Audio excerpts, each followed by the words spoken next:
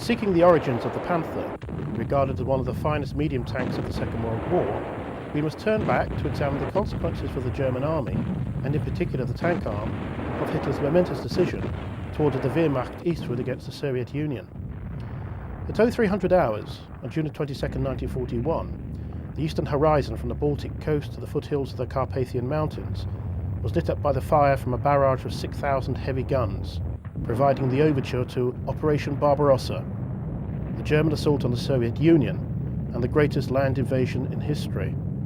3 million men with 3,350 tanks and supported by some 2,000 aircraft of the Luftwaffe poured across the frontier, bent on employing the now well-tested Blitzkrieg formula to defeat the USSR in a rapid campaign which Adolf Hitler expected to last no more than a few months.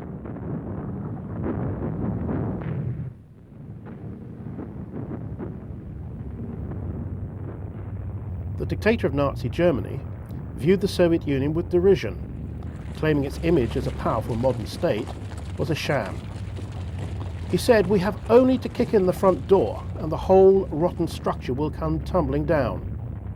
Such delusion, while grounded in the first instance on his anti-Semitic, anti-Marxist and overtly racist philosophy, which reduced the Slavs, and thus the Russians, to the level of mere subhumans in the Nazi worldview, was also heavily coloured by a German intelligence analysis of Soviet military and economic power that was profoundly flawed.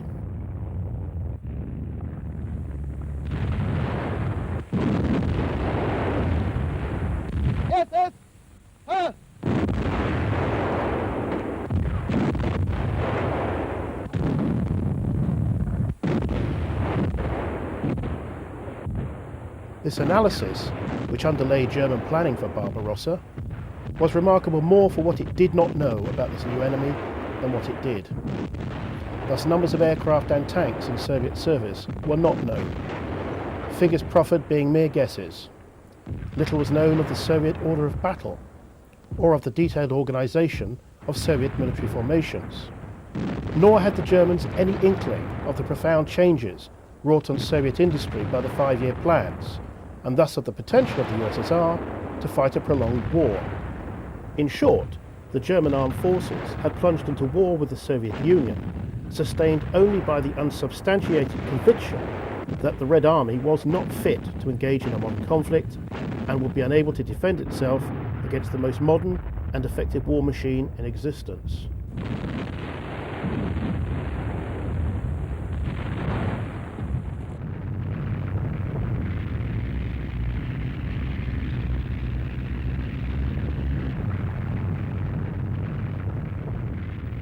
And yet, all that happened in the opening months of the campaign seemed to substantiate German beliefs about the state of the Red Army and the nature of the Soviet state. Unbeknown to the Germans, however, they had chosen to attack at the worst possible moment for the Soviet Union.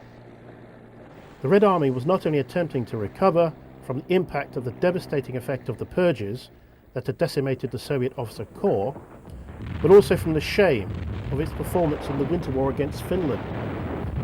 In June 1941, it was also in the throes of massive internal change, including a huge re-equipment program.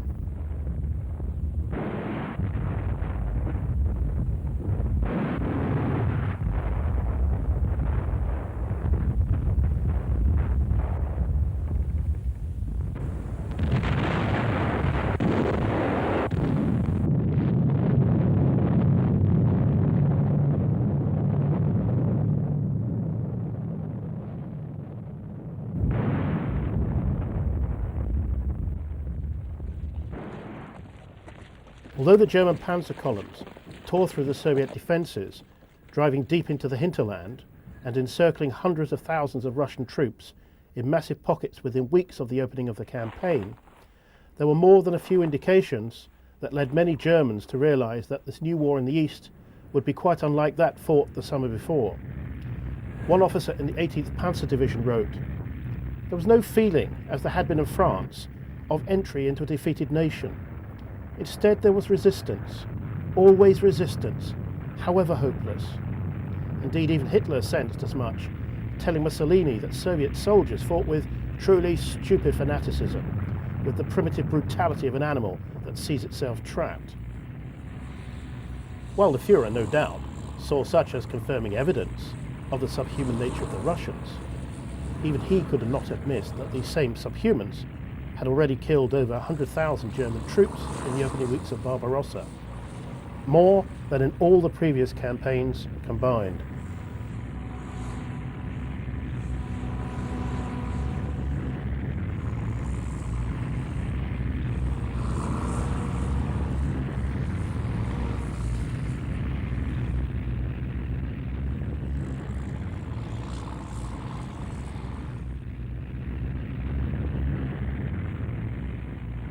Nor were the Germans oblivious to the seemingly endless numbers of Soviet divisions that made their appearance on the battlefield, only to be fed into the German mincing machine, then replaced by more. By the end of July, the Germans had already identified more Soviet divisions than they estimated the Red Army possessed. The Soviets were profligate with their manpower, but in the face of the rapidity of the German advance and their unpreparedness to cope with blitzkrieg, they had to trade lives and space for time. Thousands and thousands, then hundreds of thousands of prisoners were taken. One German soldier later recalled, "The earth-brown crocodile slowly shuffled down the road towards us. Prisoners of war, Russians, 6 deep. We couldn't see the end of the column.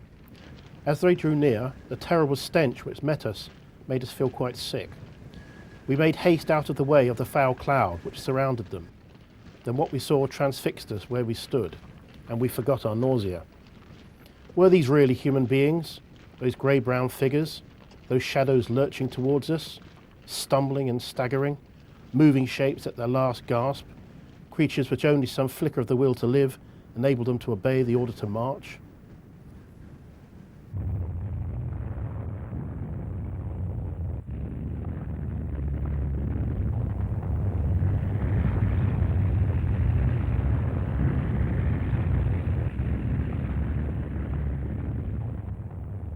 On July the 16th, less than a month after the beginning of Barbarossa, the city of Smolensk, just 200 miles from Moscow, fell to the panzers of Generals Hoth and Guderian.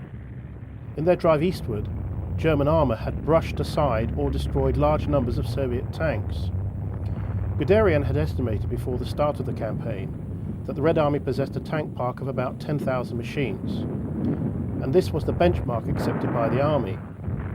However, it was becoming all too clear that this figure was much too small, and that the real figure was in excess of some 20,000 tanks. Hitler later stated to Guderian that had he known Russian tank strength to have been as large, he would have seriously reconsidered his decision to invade Russia.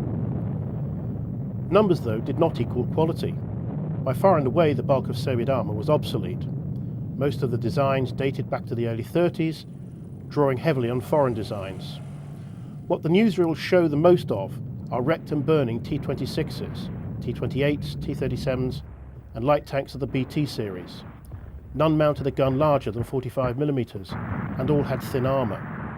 The short-barrelled 50mm gun of the Panzer Mark III and the short 75mm gun of the Panzer IV had no difficulty destroying these tanks, and the footage herein shows large numbers of these tanks destroyed and on fire.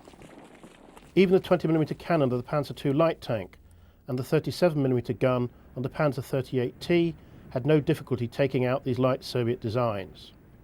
Even the large and impressive T-35 multi-turreted tank seen here was highly vulnerable to German fire.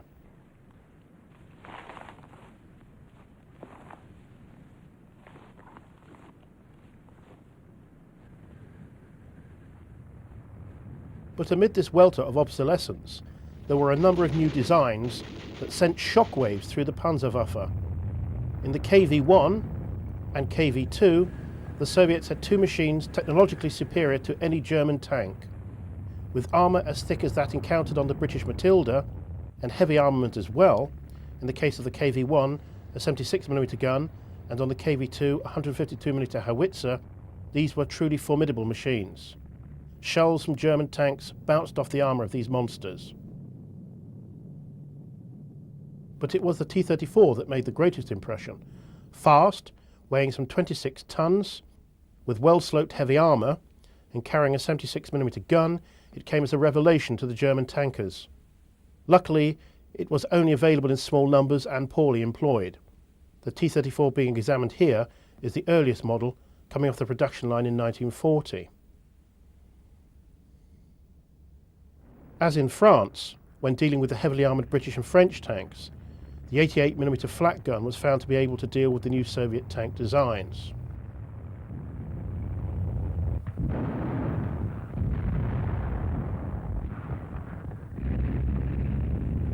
German infantry found other methods for destroying T-34s and KVs. Satchel charges were placed on the Soviet machines, although this required great nerve, as a soldier had to run up to the tank in order to deposit the charge on the engine deck or wedge it below the turret overhang. Such methods were quite often the only fallback in the absence of an effective anti-tank gun, the 37mm gun proving totally useless, as it was unable to penetrate the Soviet tank's armour.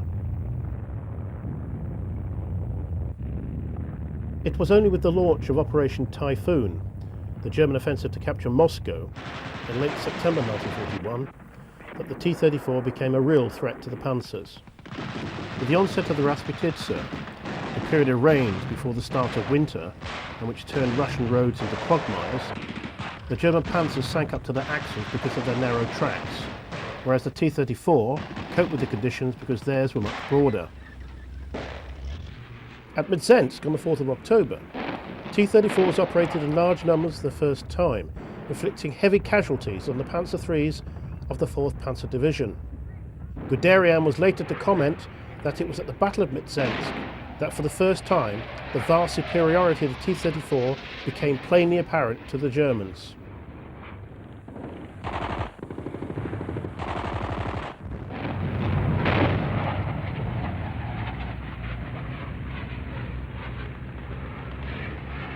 And when Typhoon finally ground to an exhausted halt at the beginning of December, large numbers of T-34s belonging to the fresh divisions entrained from Siberia led the Soviet counteroffensive in front of Moscow on December the 5th, 1941. By then it had become apparent to the German army that it had to take steps to address the clear technological superiority in tank design possessed by the Soviets and represented in the T-34.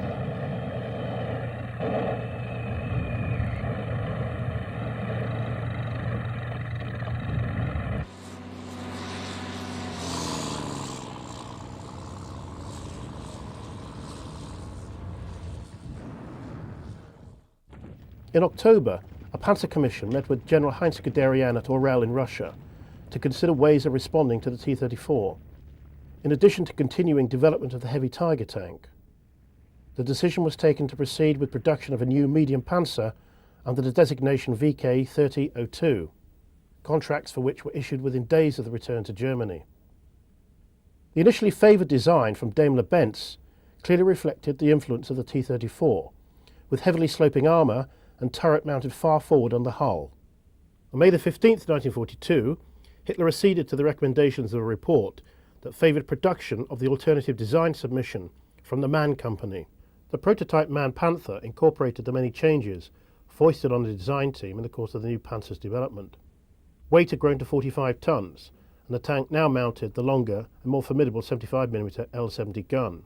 Contracts were issued in September 1942 for 1,000 Panthers, with the first leaving the Mann works in January 1943. Parallel production lines were set up with Daimler-Benz, M&H, and are seen in this still at Henschel of Kassel.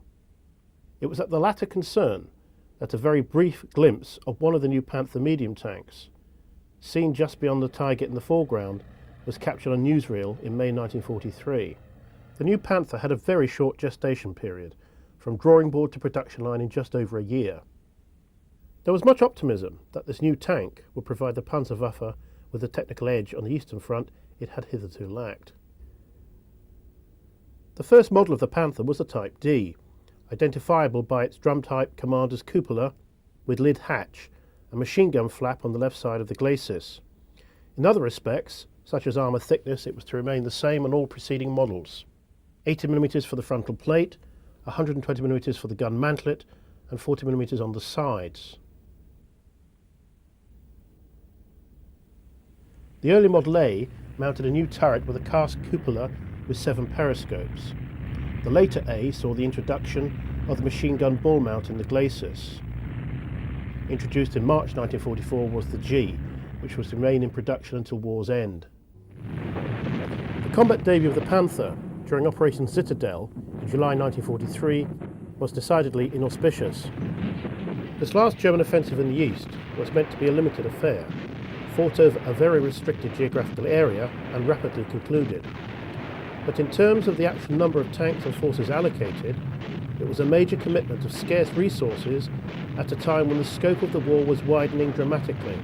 In part, it was to address this quandary that Citadel was launched. The task of the offensive was to destroy the great Soviet salient at Kursk and eliminate the vast Soviet forces therein, thus shortening the front line and freeing up panzer divisions for transfer to the west to deal with the expected Allied landings on the mainland of Europe. Originally planned for the spring, the Citadel was repeatedly delayed to allow for adequate numbers of Ferdinand assault guns and Tiger and Panther tanks to be assembled. For Hitler believed that only with their presence in sizable numbers could a favourable outcome to the battle be assured.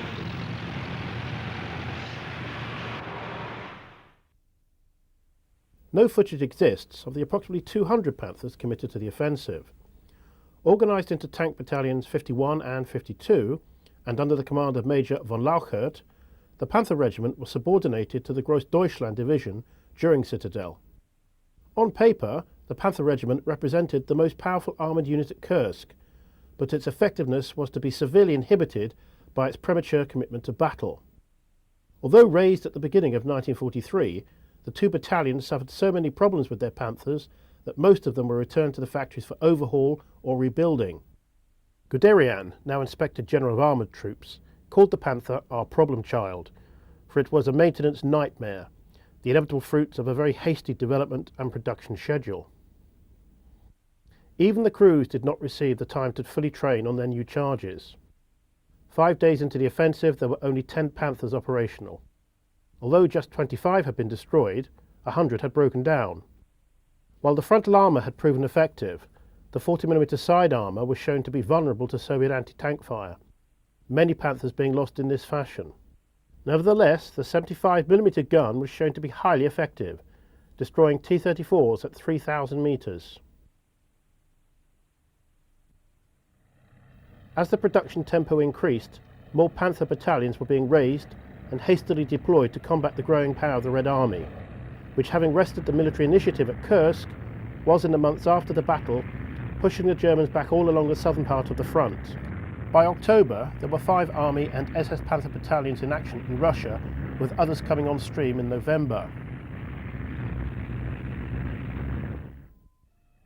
The furious pace of operations and continuing technical problems led to high losses, and of the total of 841 Panthers deployed to the Eastern Front in 1943, only 80 out of an available 217 were actually operational on December the 31st, some 624 machines having been lost in combat since July.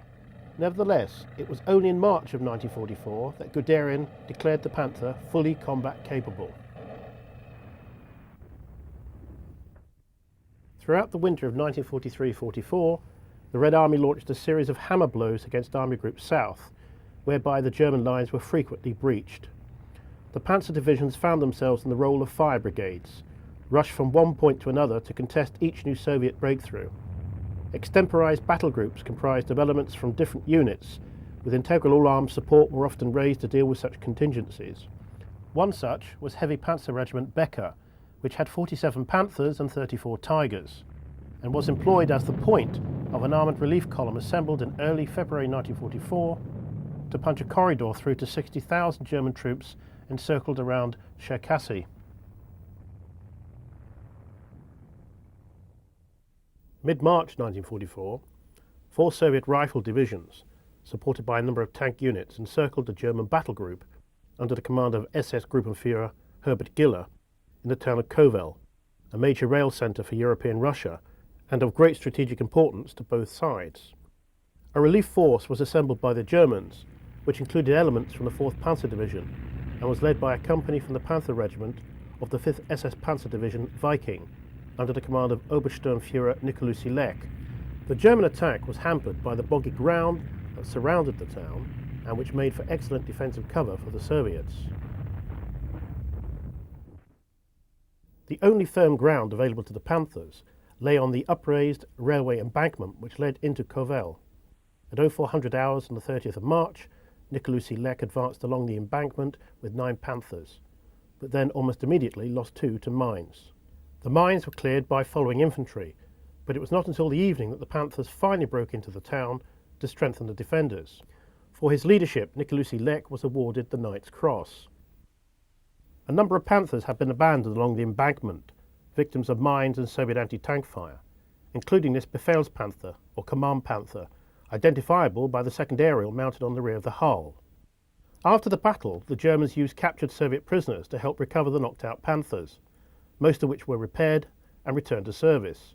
Also recovered were the bodies of the dead crewmen, who had been so rapidly interred in the sandy soil between the railway lines alongside their abandoned charges.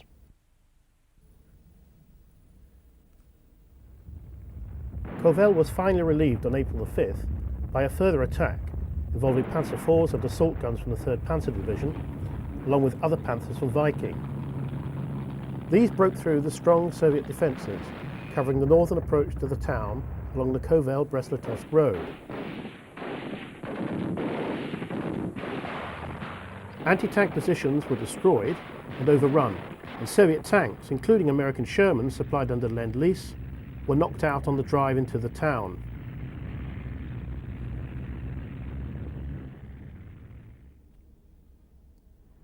At the end of August 1944, the Soviet summer offensive had all but destroyed Army Group Center and carried the Red Army to the borders of Poland. It was here that a propaganda company film team recorded footage of heavy fighting as the Germans desperately attempted to halt the Soviet drive westward.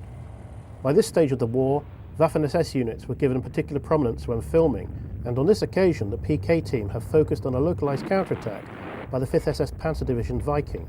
Under the command of Sturmbannführer Maedres, elements of the Panther Battalion, supported by Panzer IVs, deployed to attack an advanced Soviet armoured unit of T-34-85s and JS-2 tanks that have occupied a number of nearby villages. Fire is opened on the Soviet positions by Vespa and Hummel self-propelled guns.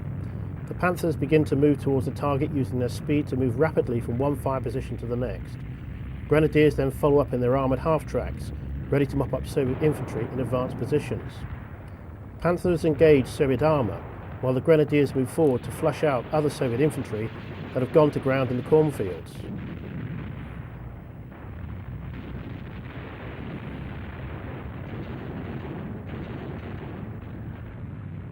As the infantry advances through the first burning settlement, SS Gruppenführer Giller, commander of the 4th SS Panzer Corps that carries his name, holds a rapid orders group to determine the next objectives of the unfolding attack.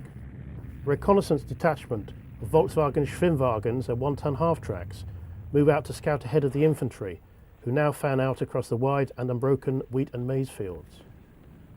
Half-tracks follow up advancing Panthers, who roam across the fields completely devoid of any cover. It is the measure of the secondary role played by air power on the Eastern Front that German armour could still operate in this fashion, underneath a sky empty of Soviet aircraft, while far away in Normandy, such an operation would have caught the immediate attention of Allied fighter bombers. Viking's Hummel detachment has moved up and brings other Soviet positions under fire from their 150mm guns.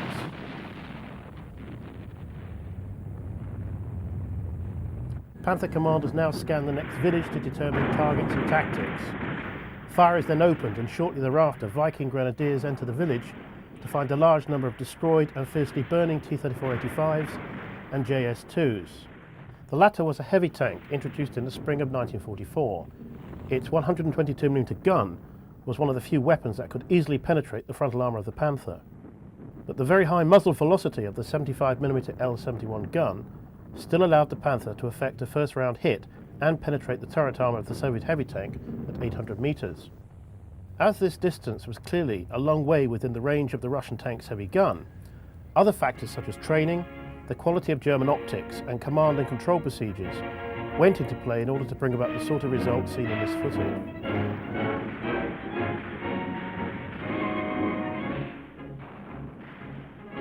Even though German armoured units continued to inflict heavy casualties on the Soviet tank arm, they were never enough to dent the immense numbers being turned out of Soviet factories to replace them.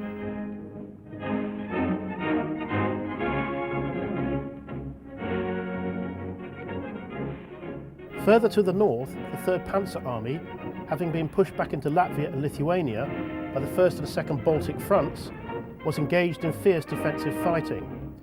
Panther battalions fought alongside Tiger companies, and the footage even gives a glimpse of a couple of surviving Panzer IIIs and early Mark IVs. The limited counterattacks being undertaken by these German units, though successful in eliminating local breakthroughs, had no impact on the wider picture. Soviet pressure continued to build, and within a matter of weeks, 3rd Panzer Army was fighting in East Prussia, with 16th Army holed up in Kurland. Nevertheless, in the tank battles fought by Panther crews, there must have been many occasions when others did what this crew is doing, acknowledging their good fortune and offering up thanks to Krupps for the effectiveness of their armour plate. On the 6th of June 1944, the long-awaited Allied invasion of Europe took place with virtually unopposed landings on the coast of Normandy. Under a massive air umbrella, the Allies managed to land 150,000 men and 500 tanks by day's end. Rommel's insistence that the invasion could only be defeated on the beaches vanished in the absence of a strong panzer force in proximity to the Normandy coast. This in turn the consequence of a squabble within the High Command in the west as to where the panzers should be stationed, as well as reflecting the long-held view that the Allied landings would take place in the Pas-de-Calais. Even after June the 6th, Allied misinformation would continue to reinforce the German belief that another landing was expected in that region. Even before D-Day, and certainly thereafter, Allied air power was employed to paralyse the movement of German traffic on the ground, with the Luftwaffe long swept from the skies in France. Once ashore, the Allied task was to reinforce the lodgement area, bringing over forces from England as soon as possible, so as to build up Allied strength to combat the inevitable German reinforcement in Normandy. German attacks on the 6th had been cursory. 21st Panzer Division had moved against the British-Canadian landing beaches and received a bloody nose. On the following day, the 12th SS Panzer Division was in action against the Canadians, effectively blocking the drive to seize Caen, originally targeted for capture on D-Day itself. Ultimately, the battle for Caen would become the linchpin for the wider Battle of Normandy. As Allied forces moved inland off the beaches, they rapidly came up against one of the intractables of the campaign, and to which little or no thought had been given in the planning stage of the invasion. If the Normandy beaches were chosen for their suitability for mass landings, the countryside inland from the beaches was ideal for defence.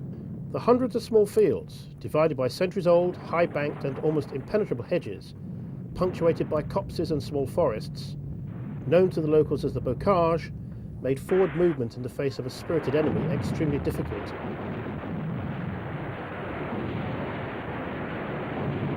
The Allied air campaign to halt the daylight movement of German reinforcements to Normandy, especially by the Panzer divisions, is no better illustrated than by reference to the travail of the Panzer Panzer Division. As one of the most powerful armoured units in France, it was ordered to make for Caen on the 6th of June and travel in daylight. Due to the constant bombing and strafing from Allied aircraft, the forward units did not arrive until the 8th, and the division was not fully in place until some days later.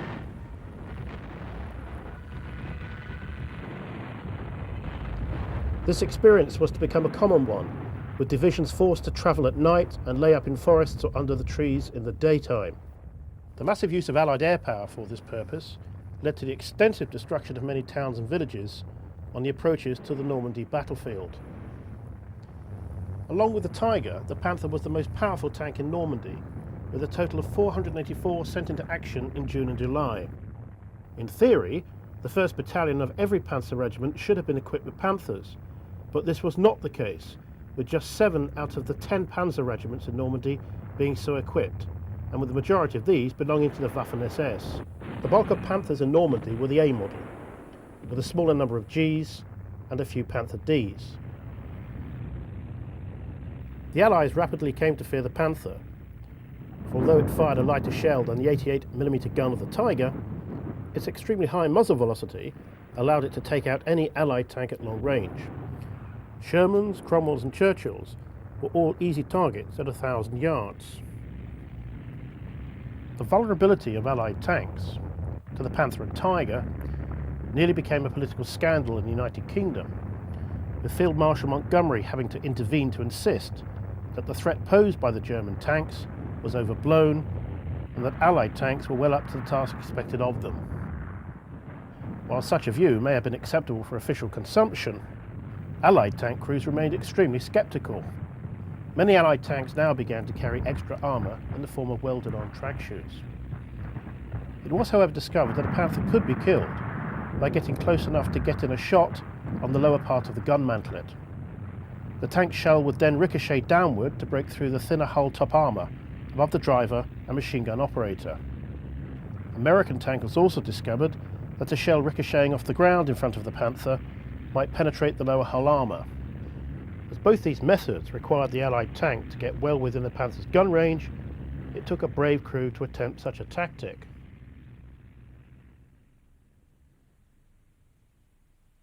Only the Sherman Firefly, a conversion undertaken by the British, whereby they replaced the low-velocity, short-barreled 75mm gun of the Sherman with a modified version of their own 17-pounder anti-tank gun, gave the Allies a tank that could penetrate the 18mm frontal armour of the Panther at combat ranges. Fireflies were issued on the basis of one per troop of 4 Shermans. Naturally, Panther commanders attempted to target the Fireflies first in any British tank attack, the long 17-pounder barrel being a unique recognition feature. Tank crews often tried to disguise this so as to render the tank less obvious. Fireflies were successful in destroying Panthers, as is seen in the still of a knocked-out Model A in the Odon Valley. Until the arrival of the American M26, with its 90mm gun just before the end of the war, the Firefly remained unique in its ability to take on and kill the big German cats.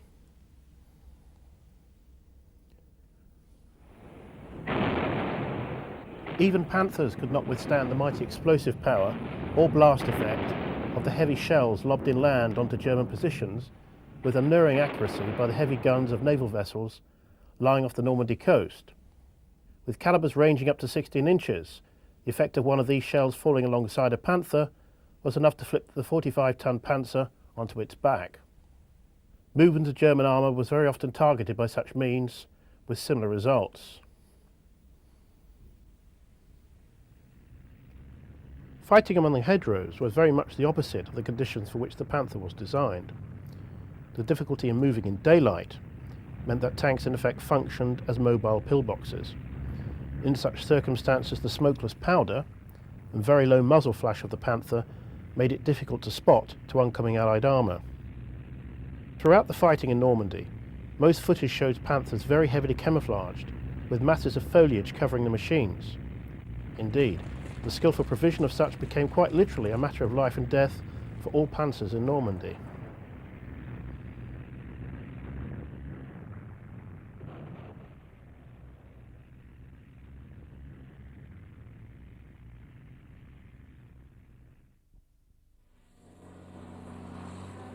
Even as the Allies were grinding down the German forces in Normandy, the propaganda ministry saw fit to show the comparative testing of a Panther against an Allied tank, even though that chosen was an M3 Lee, which was no longer serving in armoured divisions in Europe.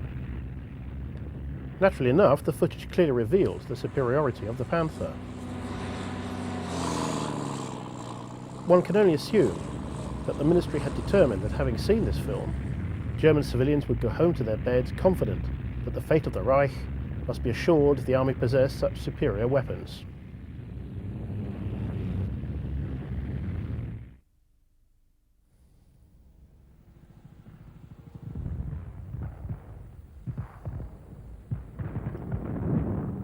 German veterans of the Normandy campaign always recall to their horror the overwhelming impact on ground operations of Allied fighter bombers. In particular, the RAF Typhoon, which carried 8 60-pound rockets, had an explosive power that could defeat even a Panther. Although only a single battalion of the Jagdpanther served in Normandy, it made a very singular impression.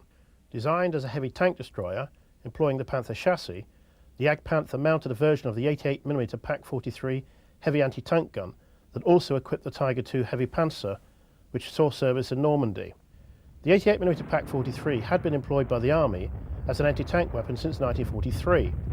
Although large, heavy and cumbersome, its very high muzzle velocity was able to defeat any known Soviet and Allied tank at ranges of up to 3,000 metres.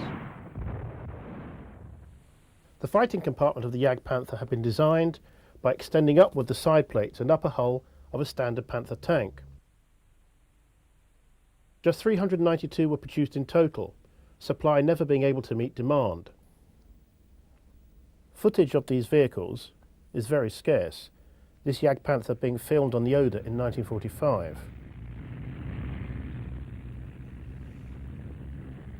This Jag Panther, found abandoned, minus its tracks, along with two others, had ambushed a squadron of Churchill tanks belonging to the 6th Guards Tank Brigade on the 30th of July in Normandy. Within the space of a few minutes, 10 Churchills had been knocked out. In the melee, British tanks knocked out 2 of the German tank destroyers. Although German opposition remained fierce right through July and into August, the breakout of the American forces from the Cotentin Peninsula and the drive by Patton's Third Army across the rear of the German position in Normandy opened up the prospect of the Allies effecting an encirclement of the Army of the West. As the British battled south towards Falaise, in the face of desperate German resistance, the Americans took Argenton. The Allied pincers did not close around Falaise until the 18th of August, and in that time, substantial German forces had slipped away. But most of the heavy equipment had been abandoned.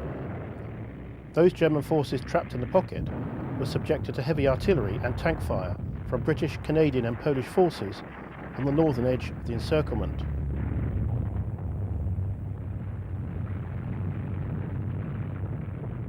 To the south, American forces delivered their own heavy bombardment. The Germans, however, continued to offer heavy resistance. Destruction within the pocket was mounting, as British and American fighter bombers also rocketed and strafed the panzers, lorries and horse-drawn wagons parked end-to-end on the roads leading into Falaise.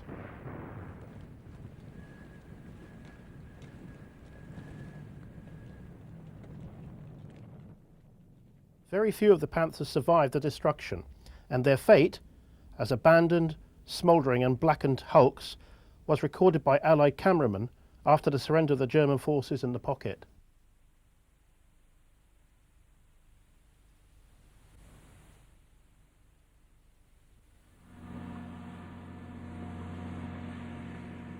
Those forces that did escape from Falaise now set off at speed to reach the Seine bridges.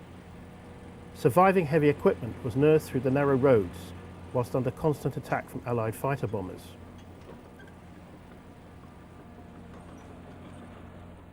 A few Panthers, and these Jag Panthers of Battalion 654, escaped the pocket, but having reached the river, discovered that Allied aircraft had already destroyed the bridges, able to carry the weight of their heavy armoured vehicles. They were thus unable to cross. Only light vehicles could be taken across on the rafts, or use the hastily constructed pontoon bridges. In such circumstances, the tank crews had little choice but to blow up their machines. It is only towards the end of the war that footage of the Panther in action becomes more common on newsreels. This is both a reflection of the greater number of these Panthers in service by this time, and a marked decline in the numbers of Tiger Is and the very small number of King Tigers serving in the heavy tank battalions. These units had formerly been of particular interest to the propaganda department, as there had been a deliberate policy of depicting them to the German public as elite units. These Panther A's are some of the 60 on strength, with the Hermann Göring Panzer Corps when filmed in combat sometime between the 15th of October and the 4th of November 1944, when the Red Army launched its invasion of East Prussia by a thrust between the towns of Gumbinnen and Goldap. The German response was to launch a limited concentric counterattack to seal off the Soviet drive into the East Prussian hinterland, with the Hermann Göring Corps and the 39th Panzer Corps thrusting into the flanks of the 11th Guards Army. In conditions of local air superiority, Luftwaffe Stukas proceeded to bomb the advancing Soviet armour, with the Panthers following with their own attack. While it is clear the Panthers inflicted heavy losses on the Russians, it must always be borne in mind that it was a feature of the propaganda function of newsreels that the PK camera teams never showed any destroyed German armour or dead German soldiers. Following the Soviet invasion of Romania by the forces of the 2nd and 3rd Ukrainian fronts in August 1944, the limited armoured forces available to the Germans fought desperately in the face of the overwhelming strength of the Red Army. The destruction of the German 6th Army opened up the whole of Romania and the Hungarian plane to the rapidly advancing mobile forces of the Russians. The blunting of localized Soviet thrusts by Panther units could not, in the end, have any major impact on the wider picture, whatever the particular technical skills displayed by the crews in bringing them about. Throughout the late autumn of 1944, Panther units belonging to the 4th Panzer Army in southern Poland were in almost continual action against the ever-advancing Soviet forces. Almost all footage from this period reflects the continual cycle of retreat, regroup, and limited counterattack to seal off local breakthroughs. If the Panther had a swan song on the Eastern Front, then it lay with those that participated in the series of aborted German attacks around Lake Balaton in Hungary between February and March of 1945. On the 18th and 19th of September 1944, units of the 5th Panzer Army, which was but a pale shadow of the strength implied by its designation, was directed to attack and seize the town of Lunéville in the Moselle River in eastern France, in order to stop the advance of Patton's 3rd US Army towards the German border. The few Panthers available for the attack, mainly Model Gs, came from the 112th Panzer Brigade. Although Lunéville was taken, a subsequent attack on the US 4th Armored Division was stopped with the loss of 50 tanks. This unique footage from newsreel has captured an early recovery version of the Panther, towing an even rarer Jagd Panther. This abandoned Panther G clearly shows the one-piece armoured side plate characteristic of this model. What cannot be seen is the new rear deck design, the revised forward hull and deleted driver's hull flap, replaced by a periscope. The new chin gun mantlet is most prominent. 3,740 Model Gs were built by war's end. Although Hitler had expressed his desire to launch a major offensive in the West, even while his troops were still in retreat from France, it was only in October that full planning began. The intention was to drive 2 Panzer armies through the weakly defended Ardennes, cross the river Meuse, and thereafter drive for Antwerp, splitting the US forces in France from the Anglo-Canadian forces in the Low Countries. This, Hitler believed, will force an Allied evacuation from the continent. Priority in the supply of all new Panthers was given to those units allocated to take part in the offensive. On December the 15th, the day before the offensive began, Panther strength stood at about 400 machines, out of a total of 1,200 tanks to be employed in the attack. Shortly after the opening of the offensive, given the somewhat prosaic title Autumn Mist, but better known to posterity as the Battle of the Bulge, 6th SS Panzer Army and 5th Panzer Army both reported early gains, as it was clear that the Allies had been taken by surprise. But progress rapidly slowed in the face of very poor conditions. Narrow, icy roads, fog and heavy snow, as well as stiffening resistance from American troops. By the 24th of December, 5th Panzer Army was making fair progress in the south, but further advance westward was hamstrung by a tenacious American defence at the town of Bastogne, which refused to surrender. On the 26th, a relief column from the US 3rd Corps relieved Bastogne.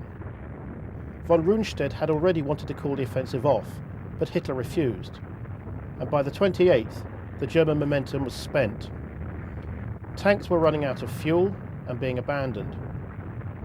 The wooded countryside of the Ardennes, with its opportunity for using cover, making it easy to stalk tanks, which is what many American tanks and tank destroyers did, was not the best environment for the Panther, which could not use its long-range gun to best effect.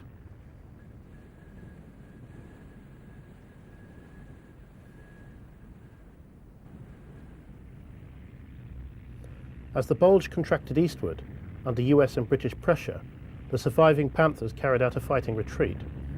Although the Panther was undoubtedly the best medium tank in the battle, it was never available in sufficient numbers to cancel out the more numerous Allied armour.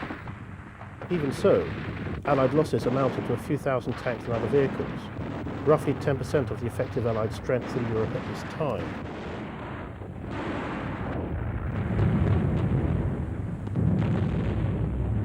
In early January, with improving weather, the Allied fighter bombers were out in force and Panzer losses increased. By the time the offensive was closed down, nearly 200 Panthers had been written off to all causes. Total German losses in the Battle of the Bulge amounted to about 600 tanks. This late model Panther G, identifiable by its chin gun mantlet and raised engine fans on the rear deck, was knocked out by US forces at Hotten in Belgium on the 26th of December 1944. Unlike the previous Panther, which wore the ornate ambush camouflage scheme, the crew of this late Panther G made at least some attempt to whitewash their vehicle for the snowy conditions of the Ardennes. The blackened turret suggests that this Panther suffered a severe internal fire. This late Panther G was knocked out from the rear by a US Army tank destroyer, the subsequent internal fire being sufficiently fierce to weaken the torsion bars with the result that the suspension has collapsed. The fire has left the rest of the Panther a blackened hulk. The Allied advance into Germany from March 1945 was rarely opposed by any significant German forces. With the encirclement of the 5th Panzer Army, 5th Army and the remaining 19 divisions of Field Marshal Model's Army Group B in the Ruhr pocket, very few Panthers were now available to offer concerted resistance. However, small ad hoc battle groups were encountered by the Allies, equipped with 1 or 2 Panthers, a surviving Tiger, or a self-propelled gun and crewed by die-hard soldiers. These would offer fierce local resistance until their fuel and ammunition ran out or they were destroyed. Other abandoned equipment littered the routes of advance, such as this Panther G being examined by a group of US soldiers. The crew had clearly made an attempt to deck out their tank with camouflage to give it some protection from the Allied fighter bombers that rove ahead of the advancing Allied columns, flying at low level and shooting up anything deemed to be a threat.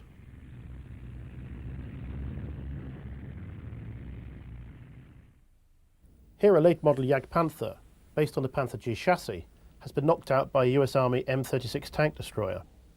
The M36, mounting a 90mm gun, was one of the few Allied vehicles that could penetrate both the frontal armour of the Panther and Jagdpanther.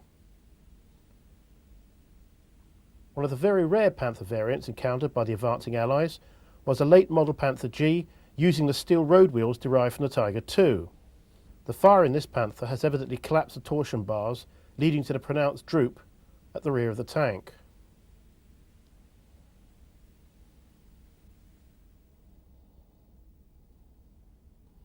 It was shortly before Goebbels closed down the cinemas in Germany and brought to an end the filming for the weekly newsreels in March 1945 that this footage of Panthers in action around Breslau was taken. All are late model Gs and are painted in an unusual camouflage scheme.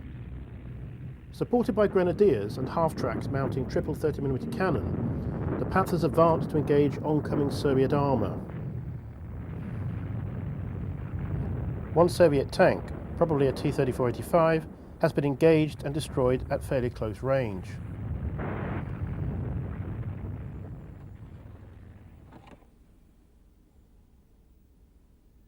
The final Soviet offensive to capture Berlin opened before dawn on April 16, 1945, with a massive artillery barrage from 8,000 guns and rocket launchers. These were directed at the German positions on the Zeylau Heights by the forces under the command of Marshal Georgy Zhukov. Further to the south, his great rival, Marshal Ivan Koniev, launched his own offensive by 1st Ukrainian Front some 75 minutes later. For 3 days, the Germans skillfully held off Zhukov's forces. The 88mm guns and panzer units of Panthers and King Tigers destroyed large numbers of Soviet tanks, the western banks of the Oder becoming a mass graveyard of shattered Russian armour. Zhukov, stung by comments from Stalin about the delay in his offensive timetable, lambasted his senior commanders and demanded a breakthrough at any cost. By the afternoon of the 19th, the heights had been stormed and the German forces overrun. The advance on Berlin now began in earnest.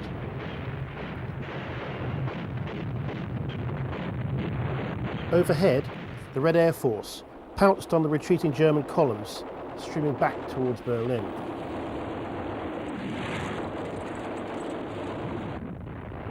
By the 25th of April, the city was completely encircled. A small number of Panthers and other panzers lay within the city to contest the Soviet advance, as the Russians moved in medium and heavy armour in the shape of T-34s, JS-2s and supporting ISU 122 and 152 heavy assault guns. By the 30th, the Soviet 150th Division had fought its way to the Reichstag, which was defended to the last by fanatical troops from the SS, assisted by Volkssturm and Hitler Youth.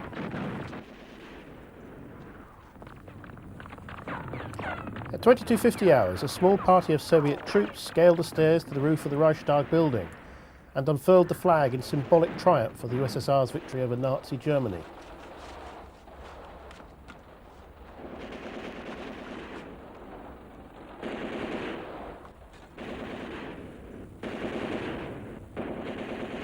Hitler was dead, and on the 2nd of May the Germans in the city surrendered. Berlin had fallen.